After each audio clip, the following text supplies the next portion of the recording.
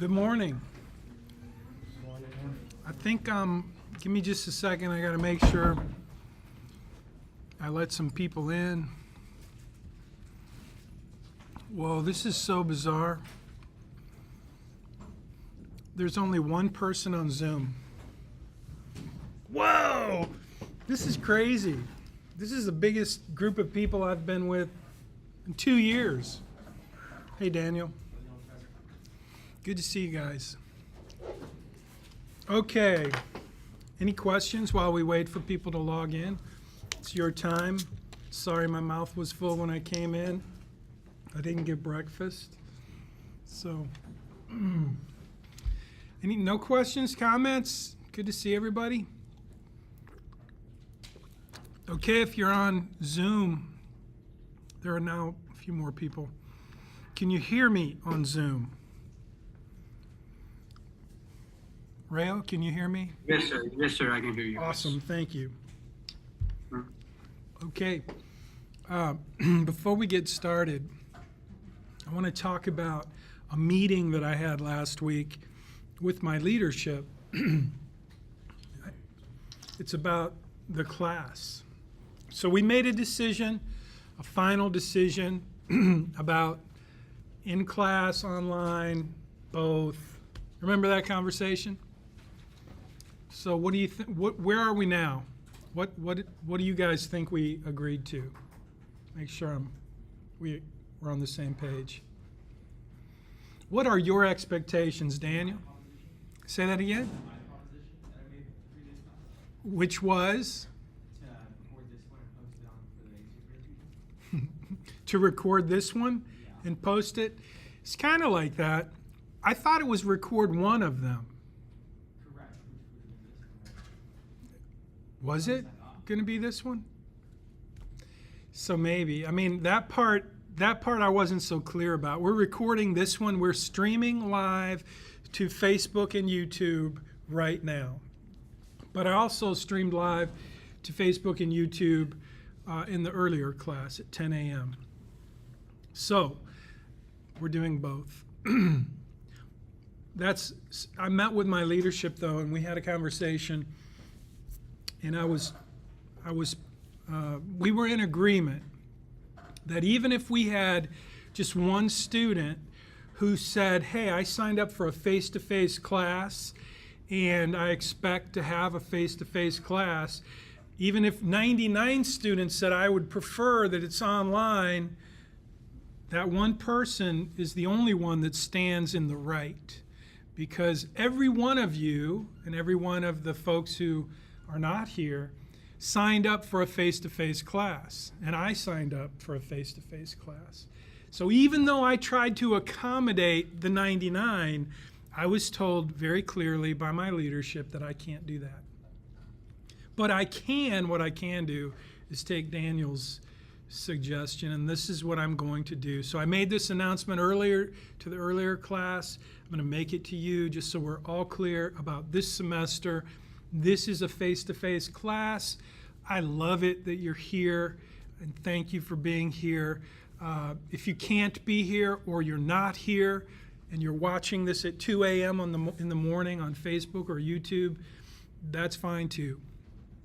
I'm not going to take roll, but what I am going to do is what I do in an online course, which is keep you accountable through the assignments and the interaction that we have throughout the semester. I'll be able to do that even though, essentially we're a face-to-face class. So as long as you're cool with that, then I'm not going to take roll, and you can show up and you can not show up. If you don't show up, you are required to watch the recording. You're responsible rather, for the content that happens during the class, even if you're not here. So, no roll. You kind of get the best of both worlds. You get to be in class, and you get to have the benefit of having online, on-demand content. So, this week we're going to talk about credit and debt, and I'm about to jump into that. What time is it? It is definitely time. I'm going to admit the final student into the classroom, and we're going to get started. So before I get started, are there any questions, especially those of you who are here in person? Any questions you have or anything I need to help clarify? Yes? I'm sorry, I texted you, I think it was on Friday, if you could clarify the assignment for me. And I watched the video that you sent me, but I still wasn't clear on it. So what I did is that I used your portal for like future expenses and all Yep. that. And I used, I believe the name of it is every dollar for like my current expenses. I don't know if that's. So every dollar, that's how you're going to track your expenses. So that's cool. And then you're going to use your financial planning portal to create like a budget for after you graduate, like a real life budget. I think that's great. I think that's great. And that's what we're going to talk about, how you're going to use that financial planning portal throughout the semester. We're going to talk about that every week. So it's great. You recognize that you have basically two different sets of financial data. One is you have to keep track of your spending for this semester. That's number one. So you're going to use a tool to do that. But then the other one is you're going to create a real life budget based on all of the expenses that a normal human being would have that you may not have right now. So that's what you're going to do in your financial planning portal. You're going to create a comprehensive financial plan using some data that may not be accurate for you right now, but it's going to be hopefully pretty accurate for you when you graduate based on some of the basic assumptions that you have and that you will have to research as well to figure out how much will that cost? How much income will I have and how many expenses will I have? And that's going to be your financial plan. And that's what we're going to use this semester to teach you how all of these pieces of a financial plan work together. Does that make sense? So, but you need a tracker to track your actual expenses because there are some things you're going to be doing right now in real life, and that's why you're going to do that. Great question. Does that answer your question? Good. Thanks. Are you the one that sent me the message and said, no, it wasn't you because it was a guy, and you're not a guy. I'm pretty sure it was a guy who said, I just wanted to reach out. I know who it was now. I just remembered. I'm not going to say the name, but just wanted to reach out. I'm confused about the assignment. That was the email. What would you do with that email?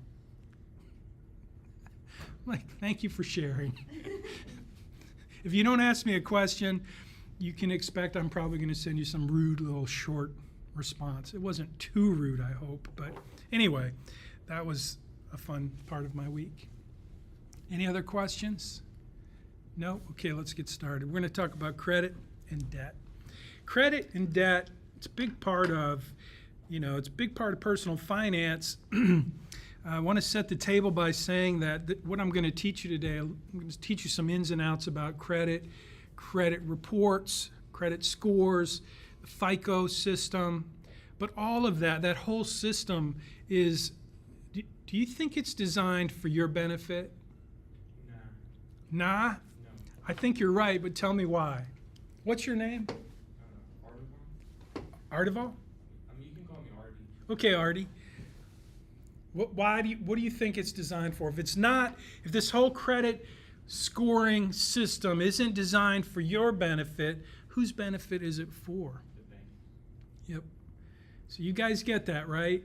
It's like I have seen students for the 10 years I've been teaching this course be very focused on their credit score and that's good. I mean, it's good that you know what your score is, and I want you to know what makes your credit score, what data goes into it. So you're going to have all that information this week in your online course. You have a white paper for FICO. Has anybody seen that white paper yet? So you don't have to study it. Really, there is a quiz, and a lot of the quiz questions come from that white paper. So I would encourage you to know where it is, grab it, save it, review it, just have it ready. But it's a great resource if you want to understand how this whole system works. So we're going to talk about that today. The big distinction, though, for most people is when I say credit report, you hear credit score, right? Maybe that's not true for you, but in the past, I'm saying credit report and you're thinking credit score, and they're two different things. So the data might be the same. The data that creates your credit score comes from the same databases that create your credit report, but they're two different things. And it's important, especially this week, especially with respect to your assignment, to know that we're focusing on your credit report, not your credit score. Even though I'm about to talk to you about what makes up your credit score, that's not your assignment. I don't care what your credit score is. What I do care about is that you know what's on your credit report, and so you're going to see that. But first, let's review a few things, a couple of things. 3 laws of personal finance, Dave Ramsey's baby steps. I think I already answered questions about homework. If you have any more as we go through the day, you can ask those at the end of the class. And then we'll talk about this week's assignment. So, did you have a question? Do y'all know what the 3 laws of personal finance are? Can anybody repeat them to me? Anybody on the Zoom call? If you're watching on Facebook or YouTube, I'm going to take a second, I'm going to pause, and I'm going to let you answer them. I know it's 2 in the morning where you are, so we'll pretend that you're not leaving your comment after we talk about it. None of you know what the 3 laws are? Did you watch the video? None of you watched the video. You did? You want to take a stab at it, try and guess? Get out of debt or stay out of debt. That was one of the baby steps. Through. The saving and spending was the first one. Yep. The second one was investments that were like tax-free or something. Tax advantaged. Advantage investment. And the third one was the purpose. Yeah, commitment, law of purpose and commitment. Cool, okay. And then the 7 baby steps, I heard some comments that you guys were, a lot of you appreciated the 7 baby steps. They were helpful. So hopefully that's true. Was that true for any of you? So the 7 baby steps used to be like a core part of the course back when we used Dave Ramsey's material. And so I kept them because they're pretty handy. It's like a mini course inside of the course. If you can learn and know the 7 baby steps, so we'll talk about those for a minute this week. So these are the 3 laws of personal finance. The law of spending and saving, which is spend less than you earn. That's the basic idea, so that you can save more for what matters most. So that's the law of spending and saving. And the law of tax-advantaged investing is something you're going to learn throughout the semester. Investment strategies. I'm going to teach you 4 investment strategies that are designed to maximize return and minimize risk. And I'm going to teach you those strategies while I'm teaching you about tax-advantaged investing. Excuse me. So that's been the most popular part of the course, investing. You're going to learn some really cool strategies for investing that I'm going to make very, very simple for you. But for them to really work for you over the long term, you have to understand the idea of tax-advantaged investing. So I'm going to teach you that. I was born on April 15th. Do you know what that is? April 15th? Tax Day, yes. I was born on April 15th, which is tax day, and my first child, my son, was born on December 31st. Do you know what that means? Any accounting majors here? End of the year. What was that? The end of the year for the financial cycle. You get a deduction. I got a tax, in fact, it was a tax credit at the time. Back in 1982, it was a $1,250 credit, which is like money in your pocket. And the point is, I got the benefit of that tax break, even though my son was born the last day of the year. It's pretty cool. So I'm a tax guru, born on April 15th, and I plan my children out to the day. Anyway. Yeah, the 3rd law of personal finance is the law of purpose and commitment. If you are clear about what you want to do with your life, if you come to me to help you build a financial plan, I have everything I need if I know what you really want to do with your life. And if you're willing to do the things that make sense, then you'll have a great plan. Those are the 3 laws of personal finance, and they're part of everything we do in this course. So we'll talk a little bit more about them as we go along. Let's talk a little bit about these 7 baby steps. So they're going to get listed on the screen here in front of you, and there's just a couple of them that I want to kind of highlight. So how many of you know what they are without looking at the screen? Did any of you memorize the 7? Like maybe one person here has a photographic memory and you just look at it and you can remember it forever. No? Is it I mean, I remember most of it, but not like word for word. cool? So were they helpful for you, Jess? That's Jess. Yeah, I found them helpful. It's a different order than what I would have like done myself if I like didn't know what order he wanted them in. Yeah. But this order makes sense. Yeah, so there's, Dave Ramsey's been teaching these 7 baby steps for a while, and he's helped a ton of people. I don't know if I told you guys the story about, I worked with Dave Ramsey and his team for almost a decade. I taught his material in churches, and then I started teaching this class, and we used his curriculum in this class. So I've got to go to his office in his complex. He's got like 6 buildings in Tennessee, outside of Nashville. So I've gotten to go there a few times and visit with his team, meet his daughter, Rachel Cruz. But one of the things that really impressed me about Dave Ramsey's outfit is when you go there, if you ever get a chance to go there, on the walls you enter like where he does the radio show. He does the radio show in a glass room that you can watch him do the radio show, and people come there to do their shout. You know anything about that shout, the debt-free shout? Like Dave Ramsey helps people get debt-free. Like that's his whole deal.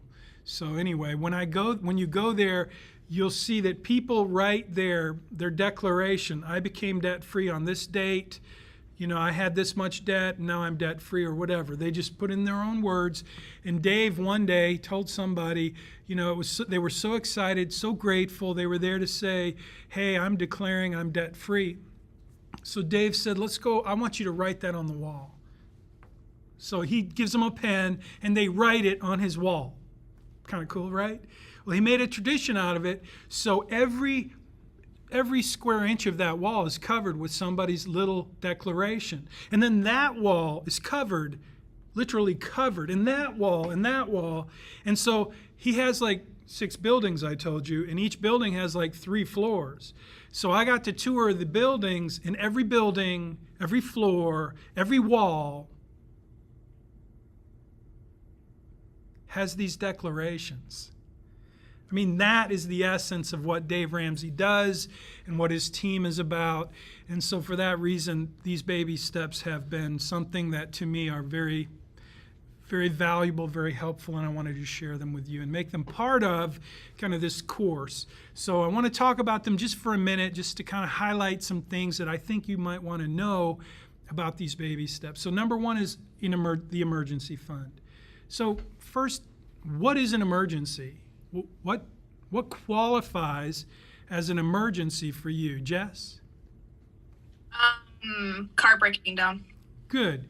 Car breaking down. Yes. Something related to health issues? So health issues.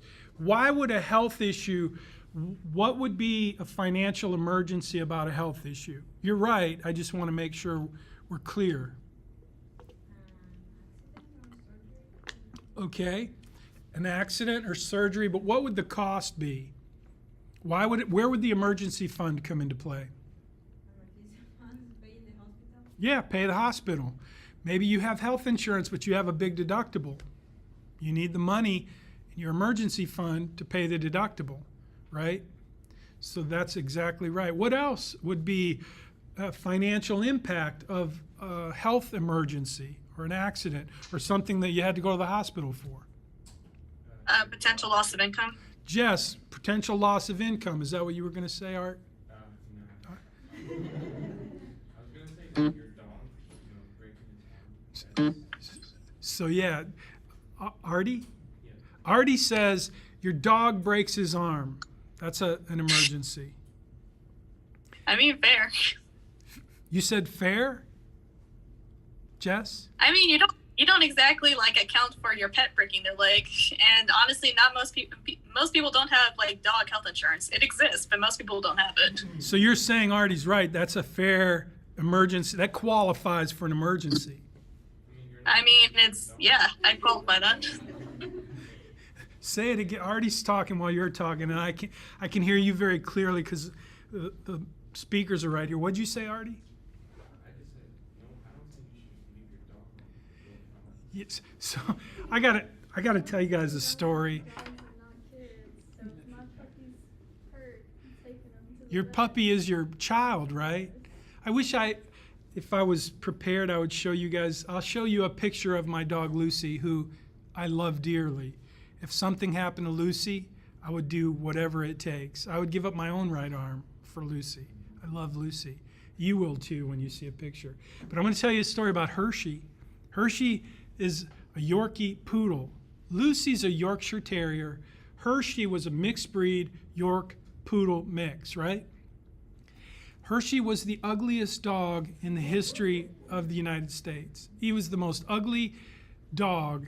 And not only that, but Hershey hated me. And the feeling was reciprocated. I hated Hershey. But my daughter, Carissa, who I loved with all my heart, I still do, Hershey was her dog. And my wife reminds me all the time, the day that we bought Hershey, it was like the day before Christmas, and we decided we wanted to get a dog for Carissa. It was my job to help her find the right dog. And so we bought the first dog we found because guess what I wanted to do? I wanted to check it off my list. So my wife reminded me for 16 years while Hershey survived that it was my stupidity, my rashness, my decision to just hurry up and check it off the list instead of doing a little research, right? Yep, and she was right. But here's the story. What does somebody want to share something? I hear some funny noises. Nope. I'm gonna have to mute Sorry, somebody. that's probably me. Sorry. No problem. Well, I'm gonna mute you, Jess, and you can unmute yourself if you want to. Oh, you're already muted. Okay, cool. Okay, so this is a story. I got to tell this story because you brought it up. Hershey, remember, Hershey was a dog that I didn't have a lot of affection for because Hershey would bite me anytime I'd come into the room. So in Hershey's defense, the reason he wanted to attack me is because I would always come into my daughter's room and I'd tickle her and she'd freak out and laugh, and it was a lot of fun. But Hershey would bark and bark because he thought I was attacking her when I was just messing around playing with her. And she was having fun, but he didn't know it. So Hershey was afraid of me, apparently, according to my wife. That's her story. That's her narrative. So anyway, one day my daughter has a friend come over. Kayla comes over, and Kayla and my daughter Carissa are in the bathroom doing what little girls do. Well, they were like early junior high, so maybe they were doing some makeup. I'm not really sure. I'd try not to pay attention, but they were doing whatever they do in front of the mirror. And so what happened was 2 weeks earlier, Hershey would gather himself right under your feet. He would just lay there. And he had these long, skinny, ugly, ridiculous-looking legs. Long, ridiculous-looking legs. And so my daughter, Carissa, one day, she went to turn to go somewhere, and she stepped on Hershey and broke one of his long, skinny, ridiculous, ugly legs. Okay? And then we took Hershey, we got a pink cast on Hershey's leg. Far be it from me. I was like, okay, it costs like $200 to take Hershey to the vet and get him a cast. But then he got his cast off. And here comes Kayla and Carissa. And Kayla decides to pick Hershey up, who has no cast now, and she puts him on the counter next to the sink, right? The vanity. You know what I'm talking about? In the bathroom. While she's doing whatever she's doing in the mirror. And then she goes to get ready for school, and she forgets all about Hershey. And what do you think Hershey does? He jumps down. And what do you think happens next? He breaks his tender, long, skinny, really ugly leg again, so we take him back to the vet. This time, the vet says, I've got some bad news for you. What do you think the bad news was? Surgery, bolts, hardware, expensive. It was going to be like $1,500. Now, where I grew up, 3826 Maybell, Lansing, Michigan. I grew up on a very busy street, and next door there was a dog named Skeeter. He was also a very ugly dog. But Skeeter would chase cars, and one day he got too close to a car. The car ran over his leg, broke his leg, and they didn't do anything to fix that dog. And he dragged his leg around for the whole summer till you could literally see the bone worn down.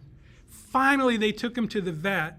The vet cut off his leg, amputated it, shaved half of his body, not his whole body, just around the front. And this was an ugly dog. Skeeter was an ugly dog. Within 2 minutes from the time he got home, he was chasing cars again. And so I tell the vet, when Hershey was in the vet and it was going to be $1,500, I told her the story about Skeeter and how well he did and how fine he was. And I'm like, what? Artie is saying, Artie, if I could take a picture of your face, that's exactly what my daughter and my wife said. And you should have heard the vet, because the vet thought I was evil. I'm like, but Skeeter was fine. So, yeah. Today, though, if Lucy had the same experience, I would spend whatever it takes. So that's. Skeeter was not fine. Skeeter made do. He didn't have a choice. He did. You're right. Skeeter did not have somebody loving him like a child. So yeah, there you go. I have a question. Yes. So you said Hershey was a Yorkshire and Poodle? Yep. Yorkie Poo. They call him Yorkie. How did it turn ugly? That sounds like a cute dog. Yeah, they probably are cute, but he was evil on the inside. And when you're evil on the inside, you're ugly. So did you cut off his arm? No, we spent $1,500. And eventually in the course, we're going to talk about insurance, because that's a very important part of personal finance. And I'll teach you how your homeowner's policy can provide coverage, and did provide coverage for Hershey. It wasn't my homeowner's policy. Whose homeowner's policy do you think I went and made a claim under? Not my wife, because that would be my policy.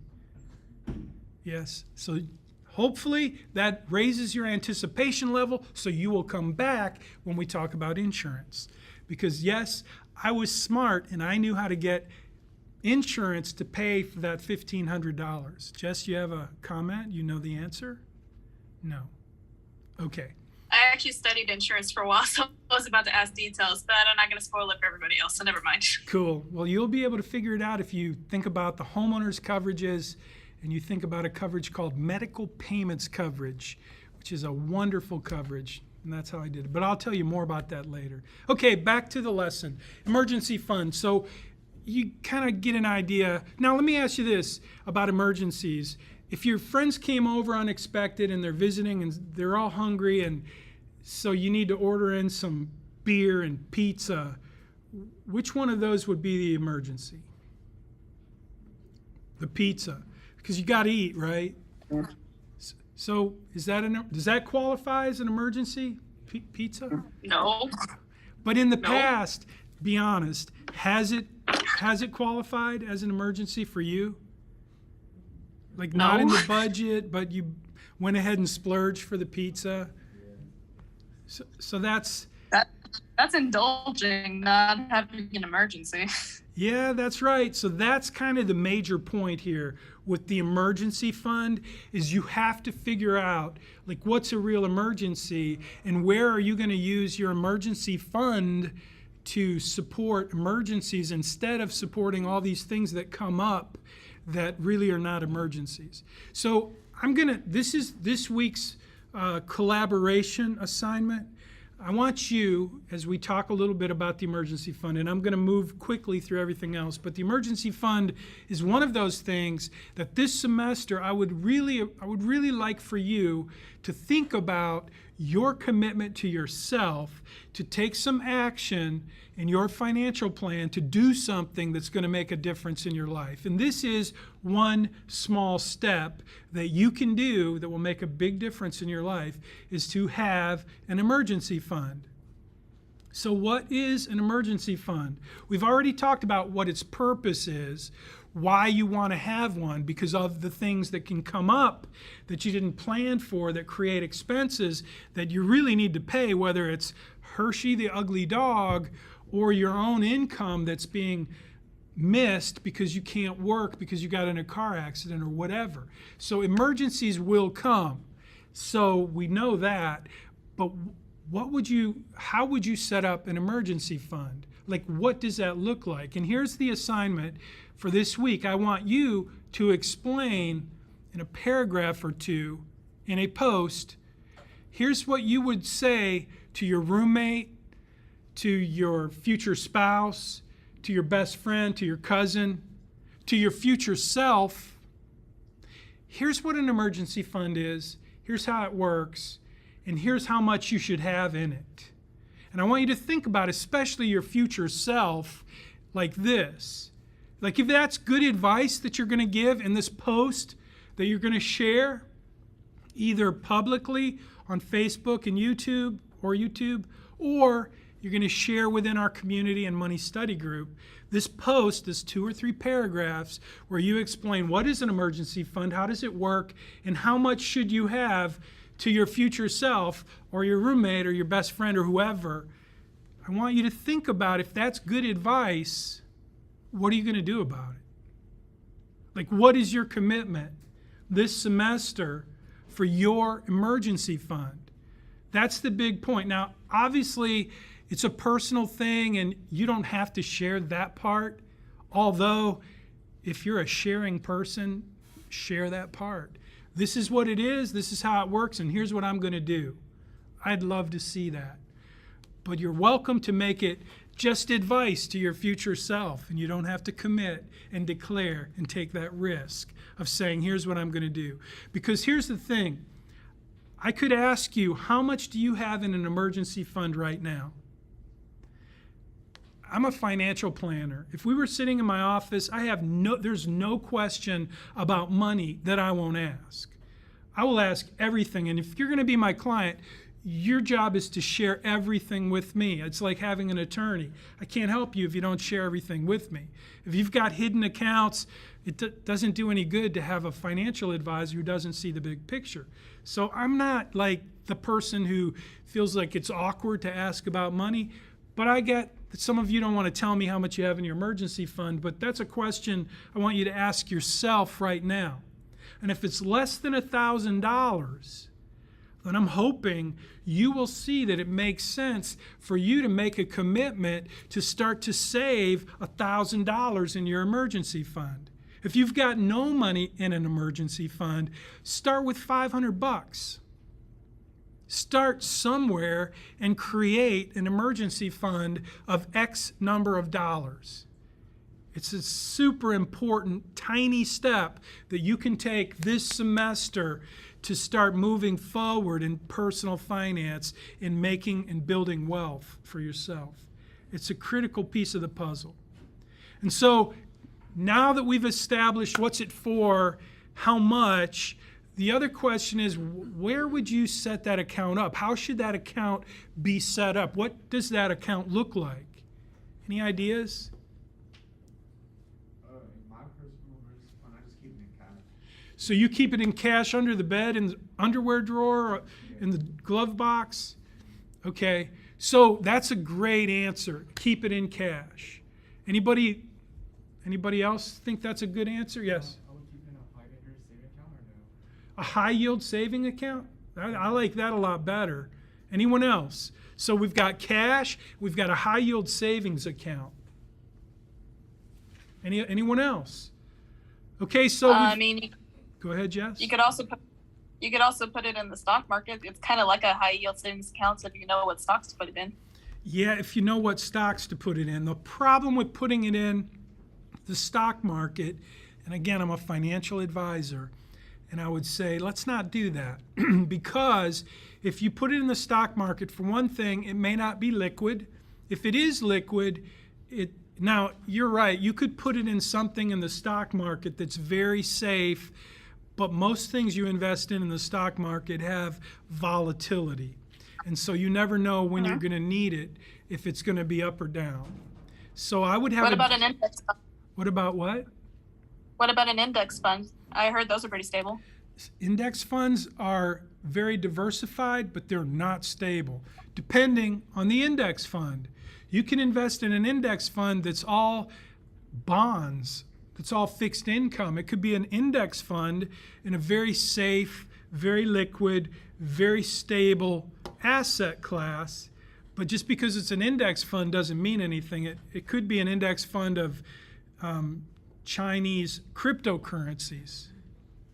It could be. Index funds just mean that it's like a pooled investment. It's like a mutual fund without a manager. So we'll talk more about that when we talk about investments. But right now I'm thinking about the type of account. And an index fund is a type of investment. But I'm asking you about the type of account. So we've got cash, actual cash. We've got a bank account with high yield. And we've got a brokerage account, stock market account. You had a comment, Artie?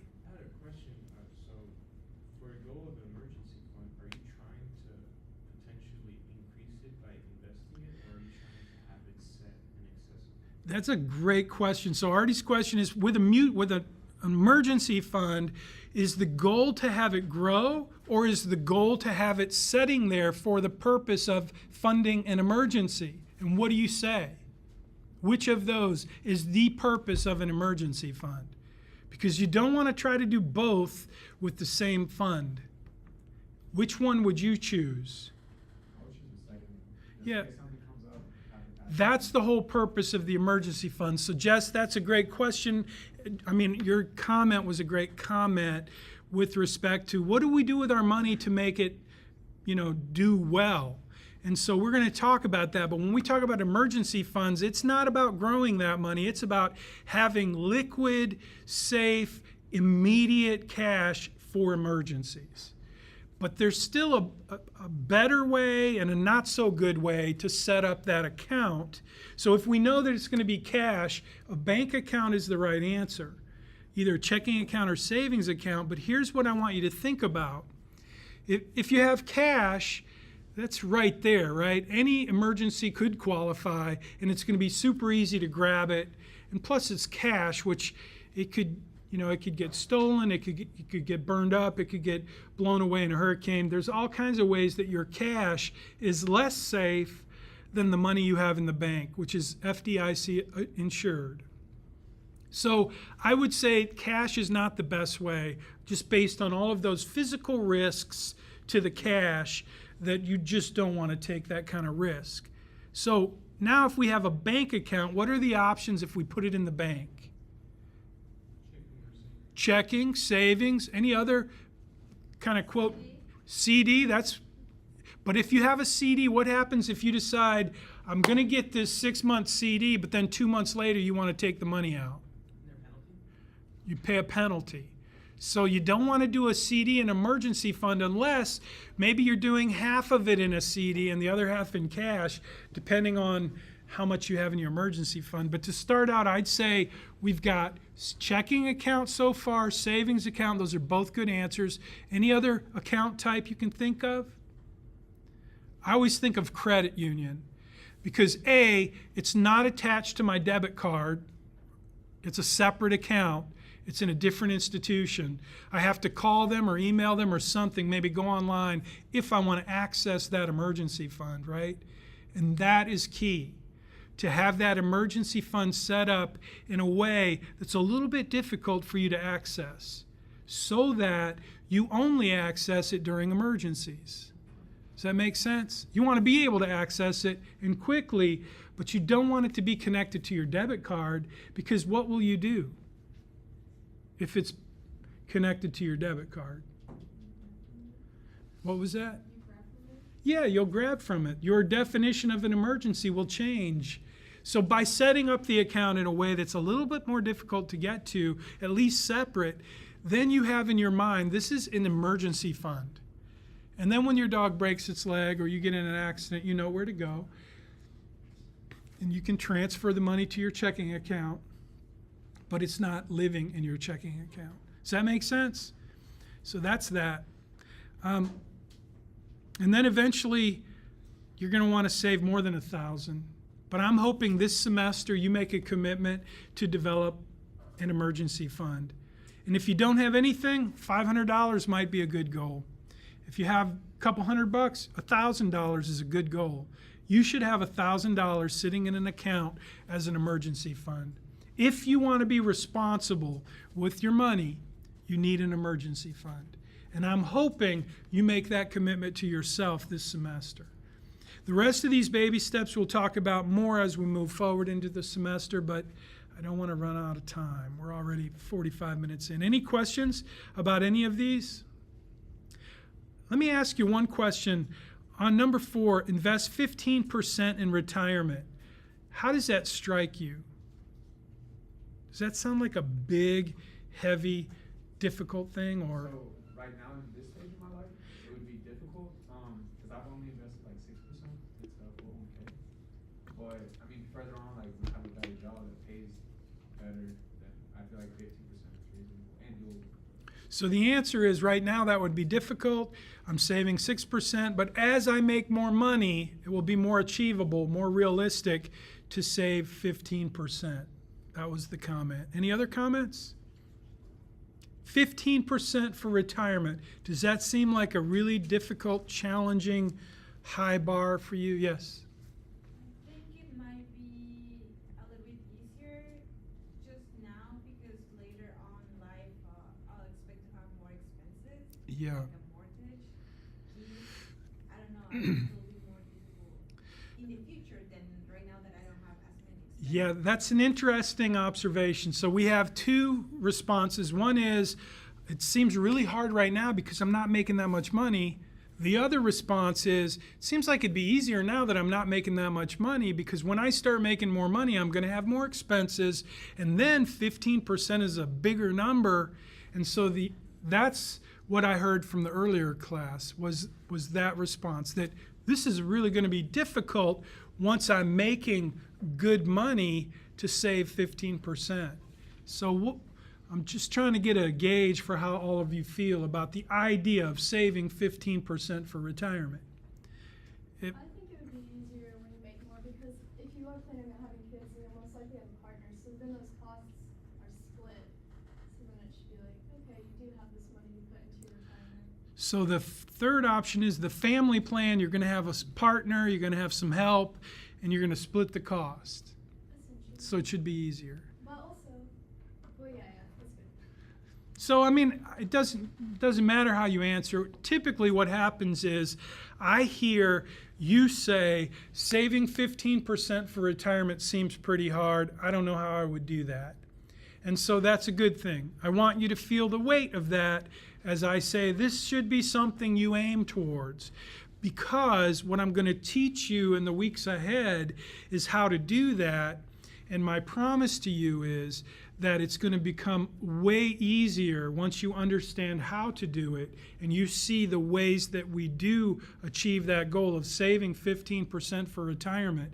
Once I show you how to do that, you're going to go, oh, I can do that. That's not hard.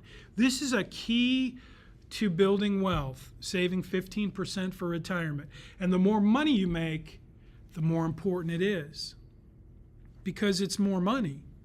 And you're going to learn, especially as we talk about tax-advantaged investing, as you make more money, you're going to save by using tax-advantaged investing, which is going to give you tax deduction, which is going to save you money from taxes so that you have more money to invest so that the 15% becomes super easy to achieve.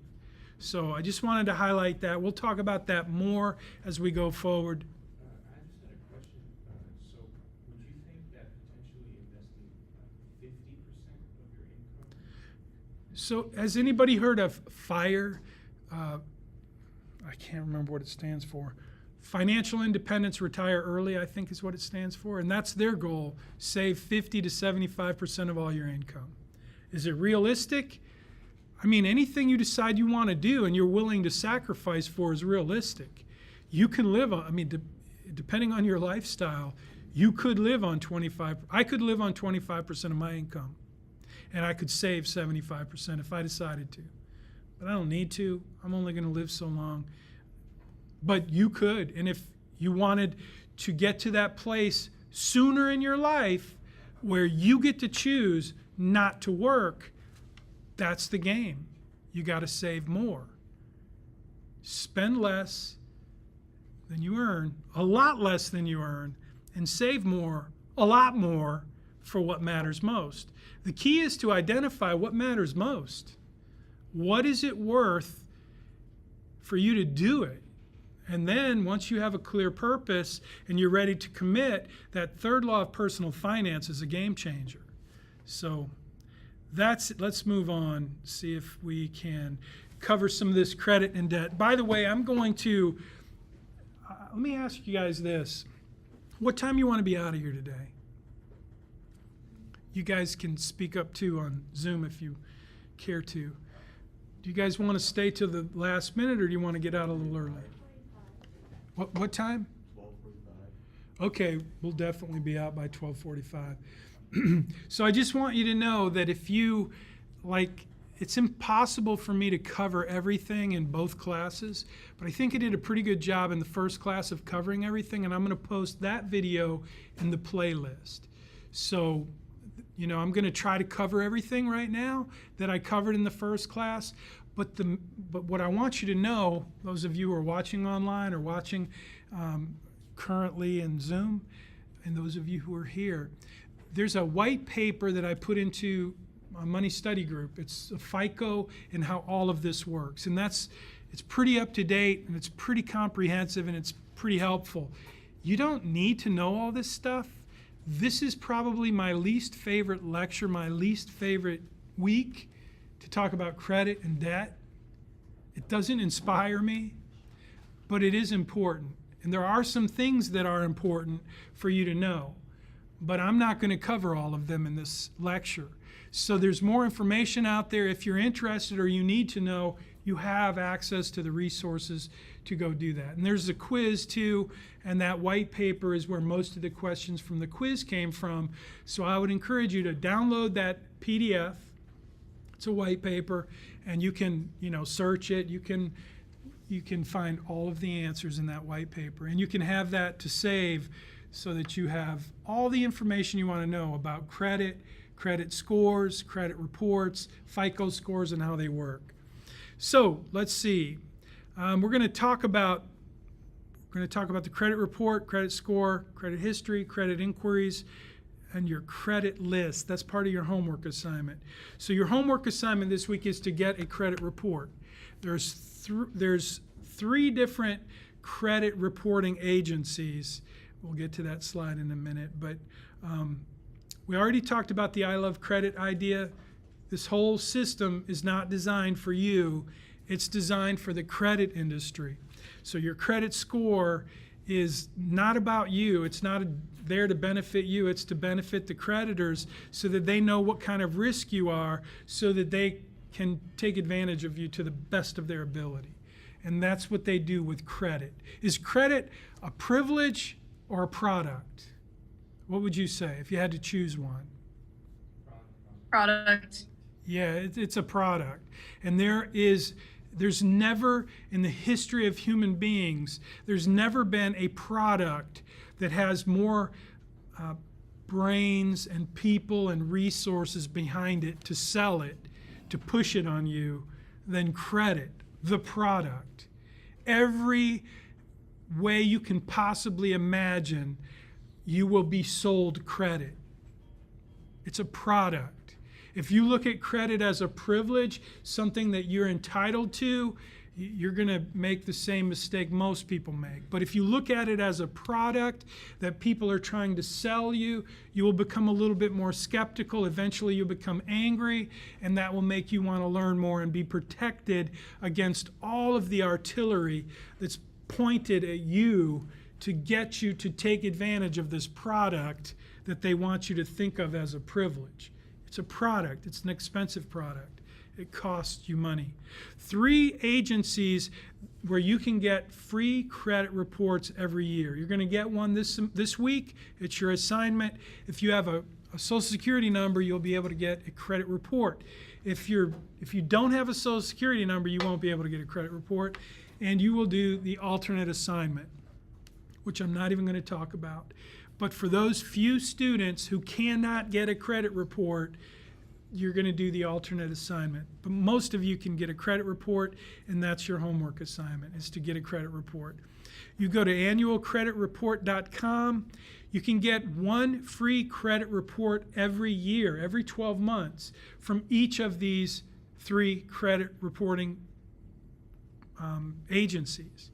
So you could literally get 3 credit reports. You could get a new credit report every 4 months. Every 4 months you could get a fresh, clean credit report. And so what we want to talk about for the next few minutes is why would you do that? So how many of you ever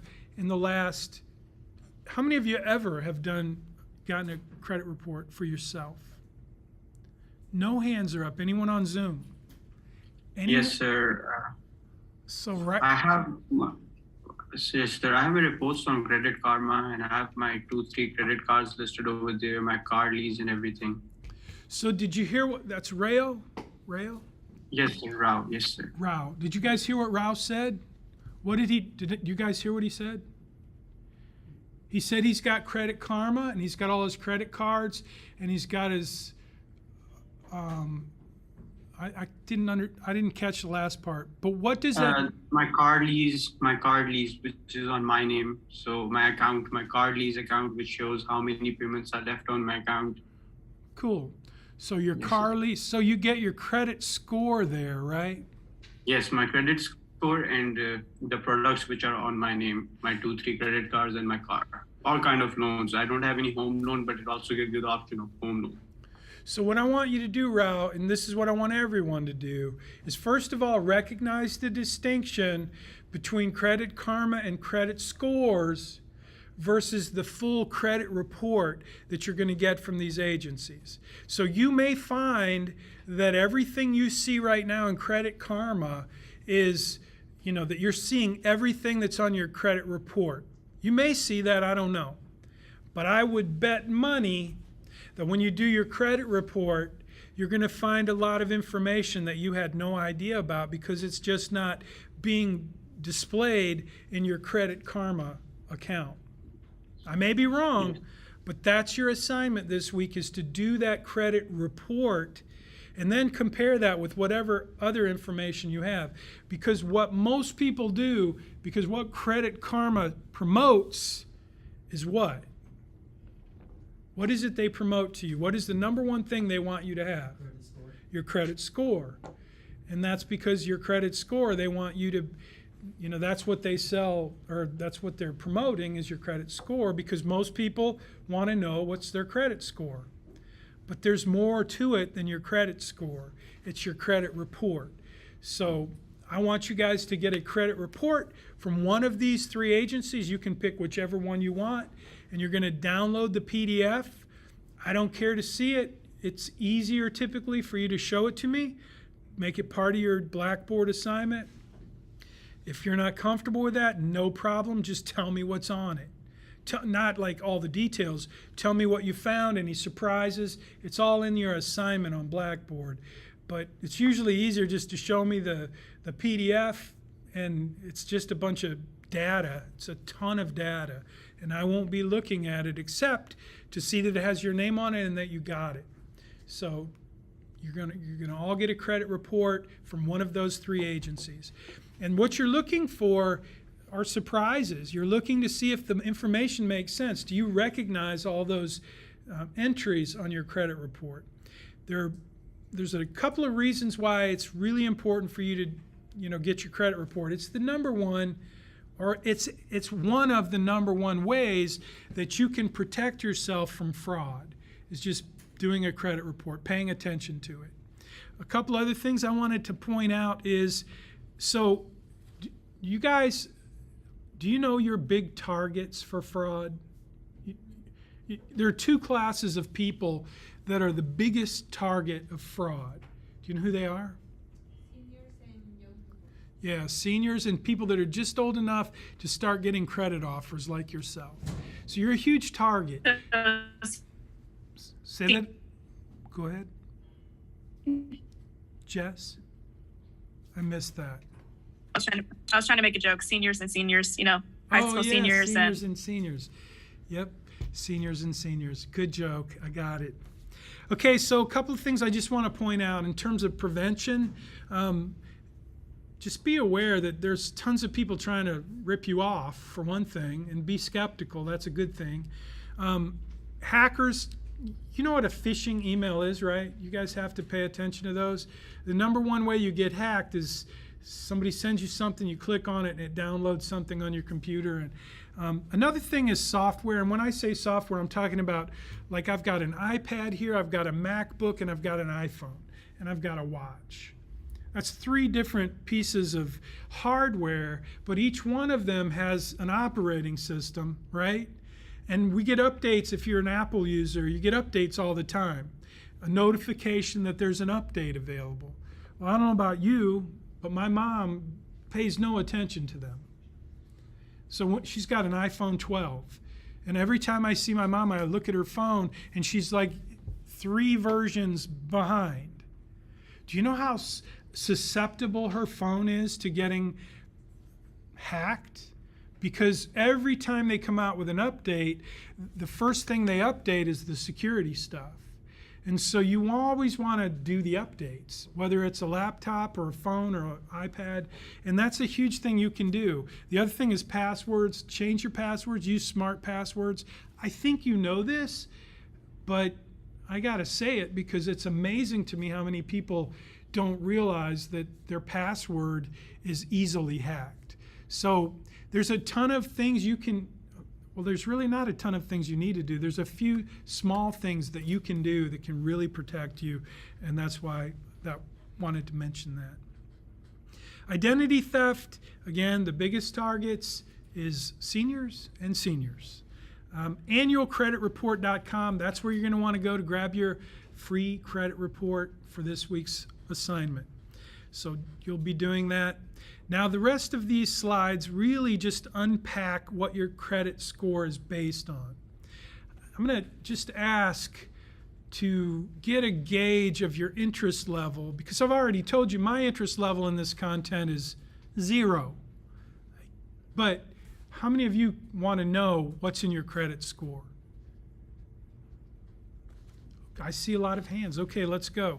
So your credit score is based on starting with how many accounts do you have. If you have a bunch of credit accounts, your credit score, do you think it's going to make it higher or lower? You think it's going to make it higher? If you have, let's say you have 3 credit accounts versus 0, higher or lower credit score? Higher. If you have 3 credit accounts versus none, you've got some data. They're going to give you a score. As long as you're paying your bills, your credit score is going to be higher. Now, what if you have 30 accounts versus 3 accounts? It'll be lower if it's too much. Yeah. So just know the number of accounts matters, but there's, like, I don't know the secret sauce where the break-even point is, but somewhere there's a break-even. There's a, okay, now it's too many accounts. But having no credit, for the I Love Credit people, the whole system that's armed against you, they want you to have credit. So yeah, you get a better score by having credit, but then there's some place where you go ape, bananas, whatever, you know, you go a little overboard, and then it starts to hurt you. Another thing that affects your score is new accounts applied for recently. Again, if you applied for a couple new accounts recently, is that going to improve your score or lower your score? Think it's going to lower it? I would think so too. Honestly, I don't know, but it does affect your score. And I would think that maybe if you have 1 account and you recently applied for another one, maybe that improves it. But if you have 20 accounts and you just applied for 17 more, probably not. From my understanding, you can like apply for a new account every 3 months. Is what is best. Really? So is that best for you, or is that best for the I love credit people? Well, for your credit score, like. Right. So let's say that that's true, that she said if you apply for a new credit account every 3 months, that's what's best to juice your credit score, to make it better. So fair enough. Let's say that's true. If that's true, who do you think that works for in reality?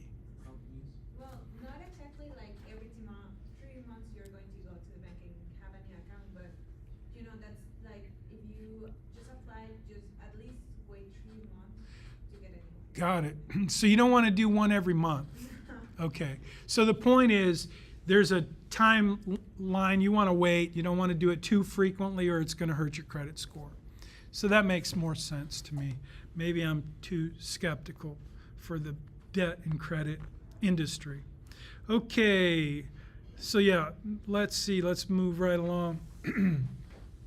Types of credit also affect your credit score, and it counts for 10% of your credit score. And all this is in the white paper. So if you want to know exactly what percentage each of these components make up, it's a good source of information. The types of credit you have, and so we're talking about, mortgage loans, car loans, credit card loans. These are all different types of credit, and these are what you're graded on. So I don't know exactly. Again, they don't make it really clear what percentage of the 10% a credit card would be versus a mortgage, but I would assume that if you have an underwritten loan like a mortgage, that's going to be better for your credit score than if you have a credit card with 27% interest rate and high fees. But I don't know the truth. I mean, I just know that your type of credit makes a difference. Your credit history makes a difference too. And really, they're looking for length of credit. The longer you have credit, the better. So I have a picture there of a Ford F-150. Does anybody know what a Ford F-150 is? It's a truck. Do you know that the Ford F-150 is the most popular vehicle ever manufactured in the entire world, ever? More F-150s are sold in the world than any other vehicle, including Mustang, Corvette, you name it. Nothing is more popular than a Ford F-150. How much does one cost, you might ask? Or maybe it's me asking. How much does a Ford F-150 cost? How much? About like 40,000. 40 grand. I'd pay for it. I'll buy 2 of them. I thought the base is like 20K. 20K for the okay, so I'm thinking about the what's the one that's got King in the name? King Ranch with leather seats. It's a fine machine. How much do you think that one costs? How much? 100? I think it's more like 80. I'm not really positive, but it's more than 40. Anyways, I'm showing you a picture of a Ford emblem because when I was your age, if you got a loan to purchase a car, it was like a 2 or 3 year loan, 4 at the most for an upper end car. What is it today? If you go buy that Ford F-150 King Ranch with leather seats for 80 grand, what's the duration of that loan? 5, 10? You can get a car loan for 10 years. In fact, I just bought a new RV, not a new RV, I bought a used RV and I paid cash for it. But when I was at the RV show, the financing for the RVs now, 10 years. Can you imagine? For a vehicle you drive around, the depreciation on that, like when you buy a new car or an RV or anything with wheels, as soon as you drive it off the lot, it's worth like 30% less than you paid for it. It's crazy. Anyway, for the people that love credit, the credit industry, the longer you have a loan, the better. It gives them more data, gives them more information on you so they can evaluate whether or not you are a good risk for them to put more of their product on so that then they can make sure you're still a good risk so that they can continue to put more product on you. Does That make sense? It's all about making sure that your capacity for more of their product is intact. That's what they're looking for. So the longer you have a loan, the longer the duration, the better it is for your score. This is like the ultimate loan, in my opinion. Like most of us are going to want a house. It's typically the biggest asset for most people, and it's also typically the biggest liability, the biggest loan you're going to have is your home. So that's a mortgage loan, and that does impact your credit score.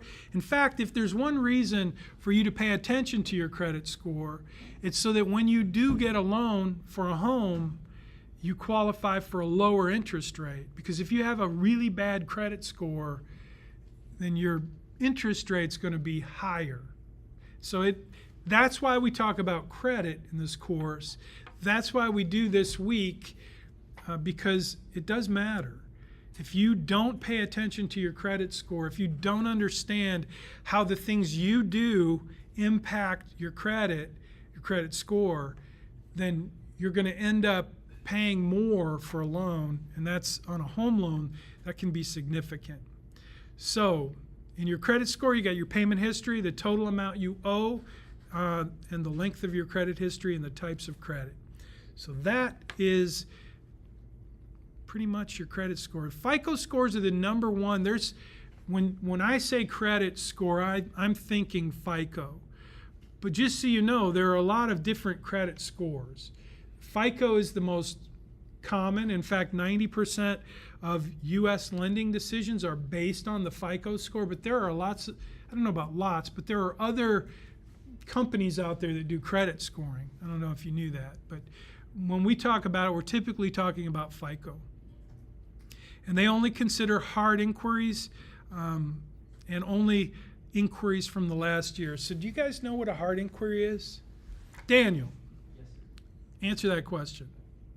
The FICO score? No, that wasn't the question. I can see you're busy. What's your name, young lady? Erin. Erin? Erin's. Erin's. Eris. Aris? Yeah, so like Eric with S. Nice. My daughter's name is Carissa. So you're like Aris without the C and without the kind of. Aris? Yeah. Aris. So you guys are having a lot of fun back there, Daniel, is what I'm saying. And I could move you, right? Make you come up front, Daniel. Right. Because you're the one that wanted to be in class. Yeah, no, we're just discussing For me, not for Aris. What were you discussing? that last assignment. The last assignment. Okay, cool. You've been put on notice, my friend. By the way, I have one ultimate authority when it's in the classroom, and I use it once a semester just because I want to make sure I still have this authority. Do you know what it is? To ask a student to leave. Can you imagine being the student and then I say, hey, obviously you've got more important things to do, so go do them. Would that be a bummer? It's kind of fun. It's not really fun, but I will do it. You're warned. So if you're on your phone, on Facebook or whatever, and you're not paying attention, it's kind of a thing I do. Okay, Daniel? Got it. Cool. Okay, so there are two kinds of inquiries. Hard inquiry and soft. Basically what a hard inquiry is when you apply for credit with a lender or a third party, and you're applying for credit, asking them to consider you for credit, that's a hard inquiry. And that affects your score. The soft inquiry, that's something else. Like when you go do your credit report or you want to see your credit score, that's a soft inquiry. And that does not affect your credit score. So hard inquiry means you're actually looking for a loan and you initiated it. Soft inquiry is a lot of other things that don't affect your score. So for example, if you get an offer for a credit card in the mail, has anybody gotten one in the mail? So you get a pre-approved offer. That's a soft inquiry. It's not a hard inquiry because you didn't apply for that. Now, if you go down to Chase Bank and you say, I want to apply for a credit card, or you go online and say, I want to apply, that will be a hard inquiry. So just know the difference. I think there's a question on the quiz for that, but it's helpful to know. credit inquiries come in two flavors: hard inquiry, soft inquiry. And you're going to see them on your credit report, so don't be surprised if you got a whole bunch of soft inquiries, but do pay attention to the hard inquiries. Yes, Artie? Just a quick question. What is the reason that having hard credit inquiries decrease your score? What is it? I wouldn't say it decreases your score, it impacts your score. It's kind of like the number of credit cards you have will impact, or the number of credit accounts you have will impact your score. But will it be good or bad? Well, I mean, we know if you have no credit, you're going to be better, you're going to have a better credit score if you have at least one credit account, right? But what if you have 101? I think that means, I don't know, but I'm pretty sure that their formula, their algorithm is going to say, hey, this guy's got too much credit. And so the same thing is with, you said hard inquiries. Your question was, why do hard inquiries affect your credit score? So if you're out there applying for credit at 100 different places, would that be good or bad for your credit score? Probably bad, but if you had a hard inquiry, you had one credit account in good standing, you always paid your bill, and you went and applied for a mortgage, would that hurt your credit score? Probably not, but honestly, I don't know. I just know it impacts your credit score, and I would think that typically hard inquiries would reduce your credit score because you're trying to increase your credit capacity, and that makes the people that love credit look at you and think, okay, well, maybe we should not give him too much more capacity. I mean, I don't know the answer. You could figure that out, I'm sure, if you did a little research. But again, yeah. So your credit report is a list of all the things that impact it, but it doesn't say how it impacts it? Correct. It doesn't say how it impacts it. But if it shows, that's a great question. So his question was, your credit report is a list of all the things that can impact your credit score, but they don't tell you how they impact your credit score. That's right. That's why we're going over these different metrics right now. But what your credit report will tell you, it will identify the things that are on your credit that are bad. Like, it'll show if you missed payments. It'll show things that are going to create a problem in your credit score. And that's important because now with your credit report and with those things listed that you can identify, you can now go take action on them. So maybe you have a list of payments you haven't made to creditors, and you know now they're on your list and they're making your score go down. You can now contact those creditors and try to make that right and try to get them to update your credit report so that that bad thing gets eliminated. Or, and here's an important piece of information, when you look at your credit report, you may find something on your credit report that's not accurate. It's a mistake. Maybe it's someone else's information. This happens a lot. In those cases, that information could be making your credit score go way down. And what's in your rights is to contact that creditor and make them aware that's inaccurate information. And you provide them the correct information or document that that's inaccurate, and they're required to remove it. And when that happens, your credit score jumps up. So that's another major reason for you to get a credit report, because if there are mistakes on your credit report, you want to get those fixed. Does that make sense? How long do you have to fix those mistakes? If the mistake was like 3 years ago, would you still be able to fix it? Yeah. Even if they're 3 years ago, you can still go back and tell them if it's inaccurate information or, but I mean, I don't remember how long stuff stays on your credit report. I'm sure it's in that white paper, and I should know, but I don't. And it would depend on what it was. So if you missed a payment, a car payment, it may depend on that lender, how long they keep it on their report and when they clean it off, versus another bank who has a different policy for how they report their delinquencies. So there's a whole lot of kind of what ifs that I don't know the answer to, but essentially that's what we're talking about. Good questions. Any comments? Daniel, do you still like me? I do, yeah. Oh, I was good. gonna ask, so does the value of the, like, whatever loan you're getting for credit, like, affect the amount that you're gonna get, that your credit's gonna go down? For example, if you're buying a car, that's like buying 20 grand, like, you get some. Yeah, that's a great question. So the question is, if you get a car loan, and it's, say you buy a $70,000 car, and you borrow 70 grand to buy it, does that reduce your credit capacity now? How much you're able to go borrow, right? No, I meant like, so for example, say you are financing the 70,000, does that affect, will that take off more points than if you're financing like 4,000? Oh, okay, somewhere else? I see. So yeah, so the question is, does your score go down if you borrow more versus borrowing a little less or half as much or whatever? And I'd say the answer to that is probably it does reduce your score, because it's just like what makes your score go up or down? Number of accounts. If you have no credit, your score's down. If you have a few credit accounts, you get a better score. But if you have way more accounts, it's probably going to make your credit score go down. The same is true with credit capacity. If you're in a margin of goodness versus way stretched out, like if you borrowed based on your income, you have way more credit than you can afford, eventually that's going to cause your score to go down. But there's some imaginary line that you have to cross for that to happen, Daniel. And I don't know what the algorithm is or how it works. But yeah, you're thinking right. If you borrow a lot more, chances are it's going to reduce your credit score, because your credit amount is a big part of your credit score.